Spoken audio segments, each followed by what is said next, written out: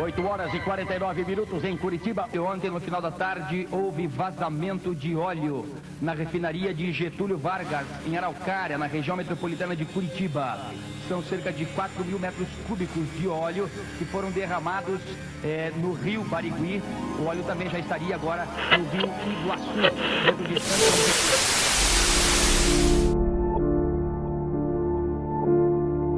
O vazamento ocorreu num domingo à tarde, tá? Eu estava, era um domingo frio, um dia de julho frio, e aí recebi uma notícia do superintendente da refinaria.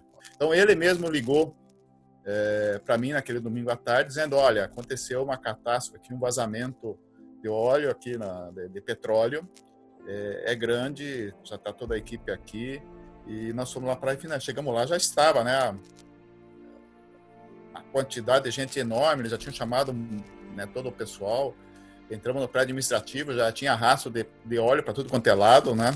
E aí nós fomos informados da gravidade do problema, da extensão do vazamento, né? E que a coisa era bastante séria, né? Quando nós chegamos na segunda-feira para trabalhar, na realidade ninguém, nem a gerência geral, nem nós mesmos, que éramos da parte de manutenção, que eu trabalhei 20 anos na manutenção, nós não imaginávamos que era aquele tamanho, que era aquela magnitude, tudo que ocorreu e tudo que estava por vir ali, né? É uma praça de guerra, gente entrando, saindo, helicóptero pousando, helicóptero saindo. Foi realmente vindo gente do Brasil inteiro. O alto escalão da Petrobras acabou vindo para Curitiba, para Araucária, para a refinaria, para ver o que estava acontecendo no dia. E ao longo desses dias foi um vai e vem de muita gente, e a empresa então organizou a contratação de muitas equipes para conter o vazamento. Porque o petróleo ele saiu lá da área do scraper, né? Que vem aí de toda a tubulação que sobe a serra para cá e manda o petróleo, né? E ele ficou algum tempo vazando ali. E quando a gente viu isso aí lá no campo, no primeiro momento que saiu ali e depois saiu para o rio, tem aquela cena famosa, né? Que filmada de cima, que o pessoal vê o rio Barigui entrando no rio Iguaçu e o petróleo se misturando com a água, cara. Mas a gente que viu ali da terra mesmo, acompanhando ali do lado, foi uma sensação aí ruim, sabe? Sabia que era um impacto ambiental muito grande e que isso ali afetaria muito a comunidade, que afetaria as pessoas e que afetaria como afetou muito a imagem da Petrobras, né? A partir disso, o que se viu foi na refinaria, no seu entorno, poderíamos chamar de uma praça, tipo uma praça de guerra, com milhares de pessoas envolvidas nos momentos subsequentes. Eu me lembro que chegamos a eu vi ali dentro da refinaria de 6 a 8 helicópteros, um fluxo intenso de pessoas, estresse no limite máximo. Então, desde o primeiro instante, o primeiro momento, estive ali no combate e depois nós não tivemos mais horário para entrar, nem horário para sair. Ficava 14, 20 horas na refinaria. Aí o que fizemos foi montar barreiras, né, em vários pontos. Começamos ali, nesse primeiro lugar era ponto 0, depois já passamos ponto 1, ponto 2, ponto 3, ponto 4, ponto 5, 6 e 7, que eu estou lembrado, que se estendeu aí por 50 quilômetros para baixo, né, descendo o rio. O companheiro Ferreira acompanhando mais diretamente a frente que atuava ali na Repar, na remoção do óleo. Então o companheiro Ferreira ele já teve, desde os primeiros instantes, contato com os trabalhadores que estavam atuando na remoção do óleo. E aí foi nos passando as condições precárias como que esse processo era feito. Quer dizer, eu lembro até hoje, eles começavam eram umas latinhas, o pessoal ia diretamente, sem EPI nenhum, né, no meio daquele mato lá, catando óleo com latinha em balde e levando para adiante. Tinham contato direto com o petróleo. E já nos dias seguintes, a empresa começou a regimentar trabalhadores terceirizados de contratos de pequenas empresas que iam como uma epopeia para o rio coletar óleo, né? Eram chamados meio que para a guerra sem armas, porque, claro, coletar óleo cru no rio, na mata, numa condição fria, sem nenhum EPI, né? Os trabalhadores se alimentavam no próprio local do trabalho, né? Recebiam um lanche, às vezes, no meio do rio, né? A condição era muito precária. À época, nós fizemos uma denúncia à antiga Delegacia Regional do Trabalho para que investigasse as condições de trabalho. Tudo isso era muito lento, até o fiscal se deslocar, até atuar as empresas. Até o final da primeira semana, aí por quarta-feira ou quinta-feira,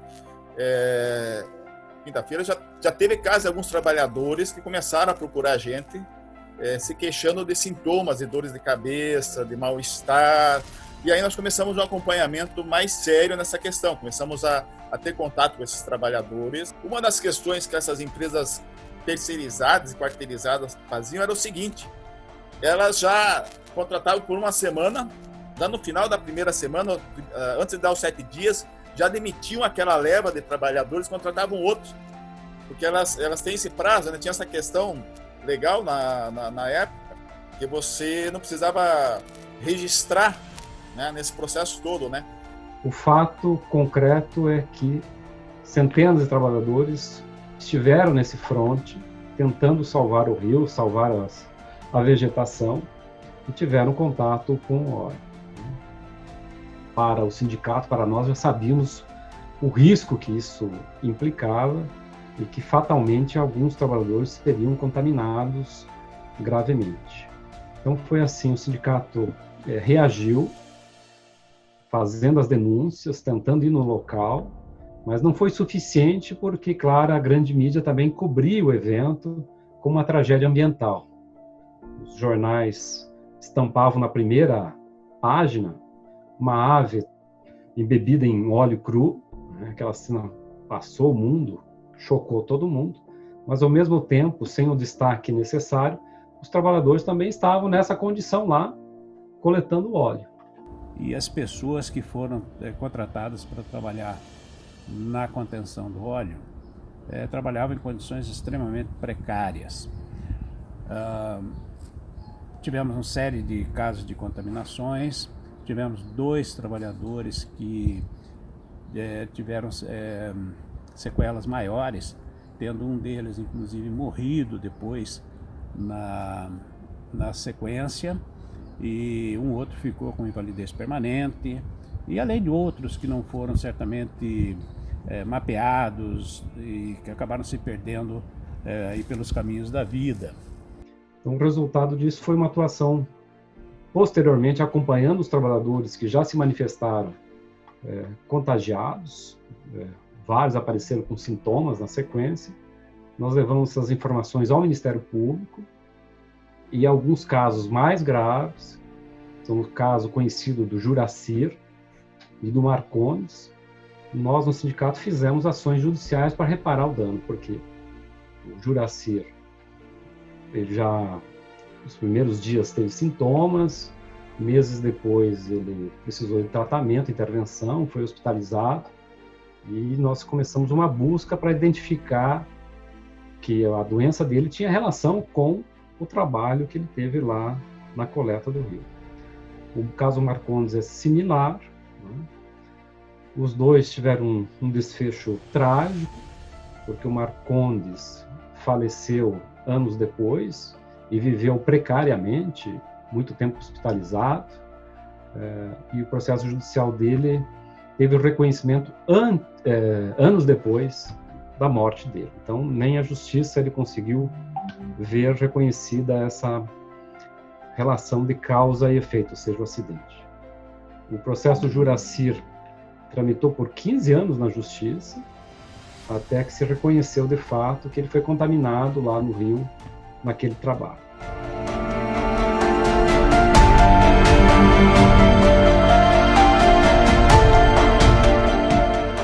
Começamos um processo de conversar com todos os trabalhadores da operação, principalmente do CETRAI, né, que foi onde aconteceu o vazamento lá no Scrape, para nós termos a nossa avaliação, ou seja, montarmos o processo todo do acidente. Conhecemos todo o sistema, sabíamos de todos os mecanismos de segurança que tinham na linha, que estavam praticamente inoperantes por problema de manutenção, tá? Então nós formamos rapidamente o quadro, né, da precariedade da manutenção, né, que foi a causa principal do acidente. Ou seja, nenhum dos sistemas de segurança, havia 3 ou 4 sistemas de segurança em redundância, nenhum deles atuou. Na época eu estava já aposentado e aquela situação me deixou indignado, porque exatamente como acontece hoje, né, a Petrobras estava sendo desmontada na época pelo governo criminoso do FHC e hoje pelo governo criminoso do Bolsonaro, né, que é um energúmeno absoluto. A questão era o seguinte: nós sabíamos, a linha da empresa sempre foi de culpabilizar os trabalhadores do acidente, a chamada falha humana. Nós sabíamos que eles tratariam dessa maneira, que a imprensa, né, toda já estava chegando ali, o negócio já cedo na segunda-feira já tinha ganhado dimensões internacionais, né, e que nós teríamos um grande embate pela frente. Então a primeira questão que nós tínhamos que fazer era enfrentar a questão do debate sobre a chamada falha humana, ou seja, a gente tirar da linha de combate da empresa a argumentação dela da falha humana, tá? E aí nós bateríamos nesse ponto aqui, na questão de culpabilizar a política da empresa, da alta direção da empresa, que vinha reduzindo sistematicamente os investimentos em manutenção, tá? E que esse acidente iria aconteceu ali, poderia acontecer em qualquer outra refinaria, porque todo o sistema Petrobras estava sendo sucateado para a venda. Esse era o projeto do FHC naquele momento. A imprensa, inclusive naqueles momentos, eu me lembro muito bem, a todo momento questionava se haveriam demissões. E o sentimento que a gente tinha em relação a esse posicionamento da imprensa é que a imprensa queria ver sangue. Nós conseguimos retirar a questão da falha humana da linha de enfoque principal da grande imprensa e colocar o debate sobre a questão da negligência da direção da empresa com relação à precarização da manutenção. Acho que essa foi a primeira grande vitória.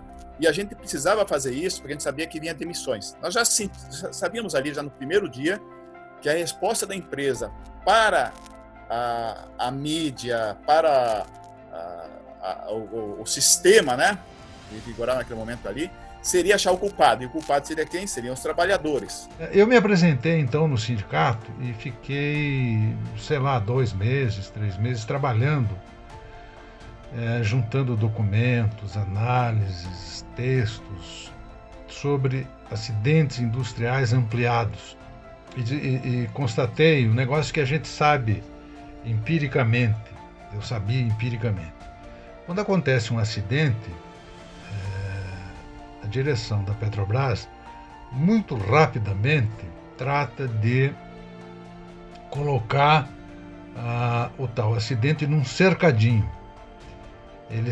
E tratam logo, muito rapidamente, de apontar o dedão, dizendo o operador fulano foi culpado, o mecânico tal é culpado, não sei quem errou.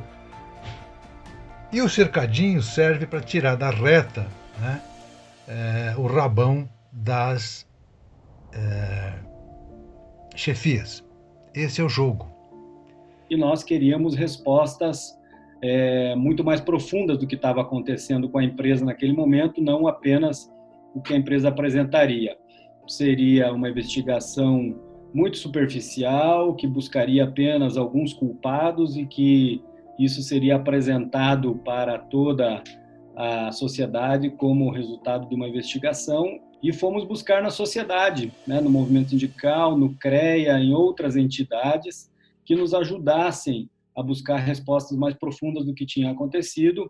E o Conselho Regional de Engenharia e Arquitetura liderou um grupo muito grande de técnicos, engenheiros e arquitetos e outros profissionais que ajudaram a fazer a investigação e a organizar um relatório que acabou apontando, ao fim, todo um processo de desmonte da própria Petrobras, um processo de pequenos e médios acidentes, né, que foram se somando, e a somatória de pequenos e médios acidentes sempre acontecem grandes acidentes ampliados.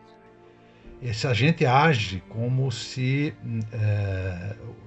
o acidente se explique apenas porque, num determinado dia, numa determinada hora, o operador Sequinel cometeu um erro, deixou, por exemplo, uma válvula fechada quando devia estar aberta, né?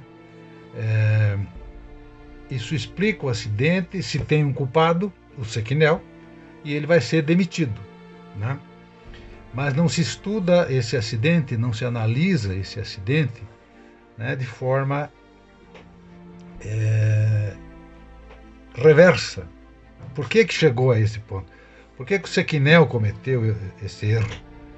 Porque ele estava eventualmente despreparado, não tinha treinamento, tinha pouca experiência, né? Ou naquele dia, né, naquele turno, né, a refinaria estava uma barafunda completa, como foi no dia do acidente aí.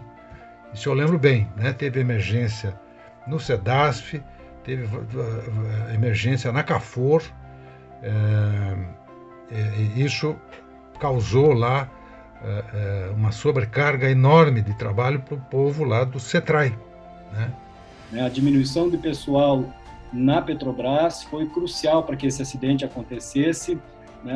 A diminuição do número de pessoas na área, a redução de procedimentos de análise, de acompanhamento que eram feitos quase que diariamente, foram cruciais aí para que isso acontecesse naquele momento lá na área de cru da refinaria do Paraná. Que muito rapidamente, né, as chefias puseram o dedão, apontaram o dedão para culpados, supostos culpados, e tiraram gloriosamente os seus da reta.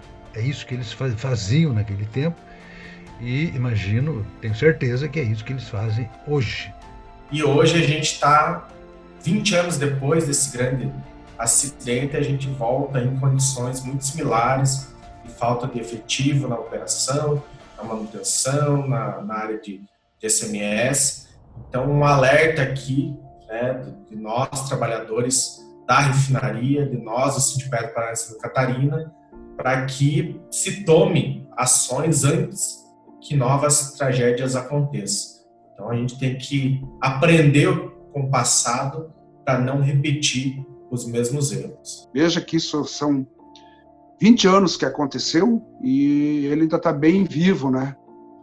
Na memória de todo mundo. Você via que tudo que você ia fazer tinha uma dificuldade muito grande, né? E isso, cara, também começou a ocorrer, claro, no sistema de manutenção, no sistema de intervenção, no sistema de prevenção, entendeu? Foram momentos e uma época difícil. Ela não fazia concurso, ela estava mandando gente embora, sabe? Os nossos contratos de manutenção, eles estavam, assim, bastante enxugados nesse período, né? Os gestores que vinham para a empresa, eles estavam trabalhando numa situação de, vamos gastar o mínimo, o mínimo. Cara, e hoje eu estou vendo que isso está se repetindo agora, cara, na Petrobras. Estou vendo que parece que o que ocorreu há 20 anos atrás tem uma grande tendência hoje, infelizmente, de se repetir.